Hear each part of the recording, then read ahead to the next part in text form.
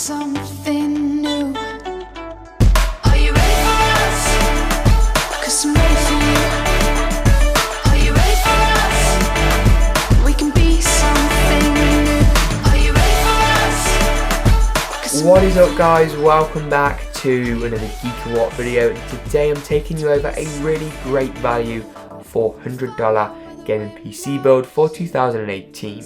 This sort of ultra budget gaming PC, if you will, provides some fantastic gaming experiences at 1080p, 30 to over 60 FPS in some cases.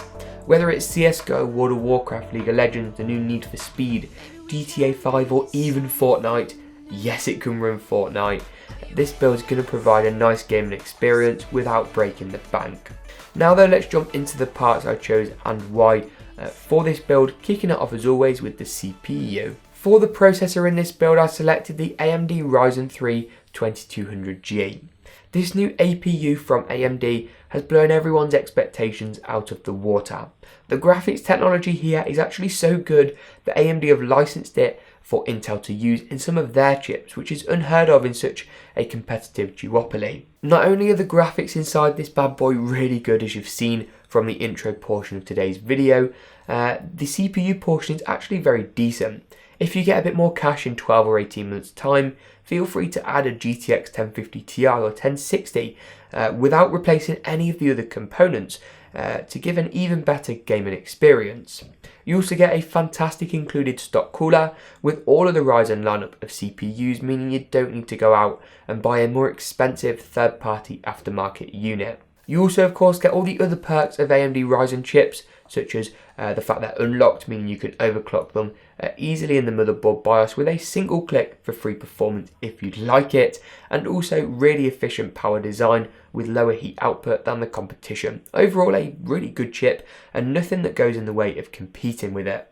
For the motherboard in this build, I selected the ASUS B350M-E. It's a really solid motherboard choice and I've used it in so many of my builds. The higher end B350 chipset is a far better choice than the lower end A320 motherboards and gives you features such as overclocking. You get good display output options, you get an M.2 slot on here as well as good expandability in terms of storage with SATA connections pretty much galore on this motherboard. Not only that, it also supports dual channel memory, which we'll take advantage of in a moment's time, and the micro ATX form factor helps to keep it nice and compact and small to keep your system of a nice reasonable size without breaking the bank. All in all, a reliable, solid motherboard choice that isn't going to impact negatively on the performance of this Ryzen CPU.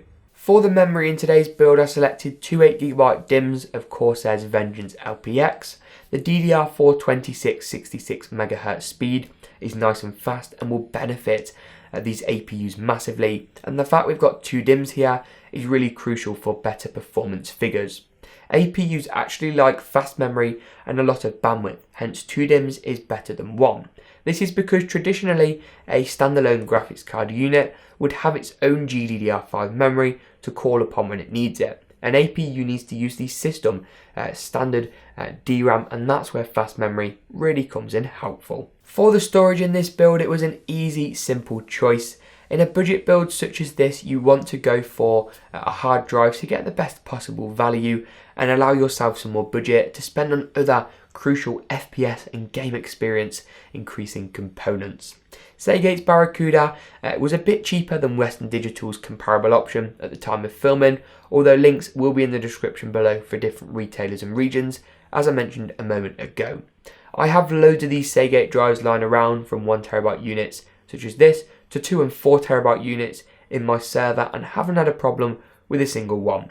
Hard drives, of course, aren't going to be as reliable or as fast as SSD units, but come in a hell of a lot cheaper and are definitely not a bad bet. For the case in this build, I selected Cooler Master's latest addition to their budget and M-ATX arsenals. It's the Q300L. For me, this really redefines what budget cases should be and how they really should be presented.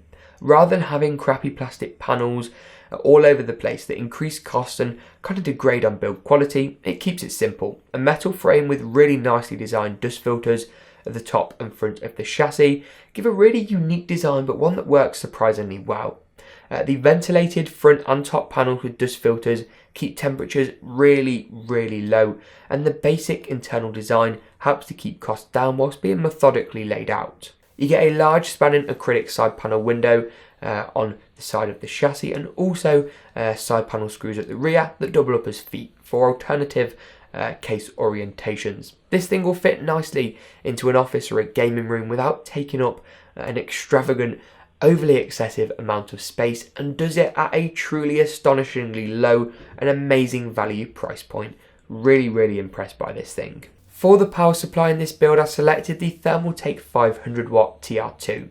It's 80+ certified, which guarantees good efficiency levels, wasting less of the energy taken from the wall as heat or noise output, which can't actually be used by the components of your system, and comes in at an astonishing price point. You also get good Thermaltake customer support and a nice warranty behind this, and there really isn't that much more to say.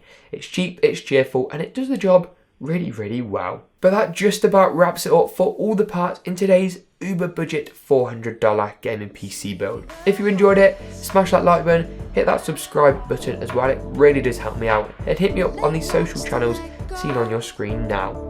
As always though, we'll see you in the next GeekaWhat video. Maybe we can be something new.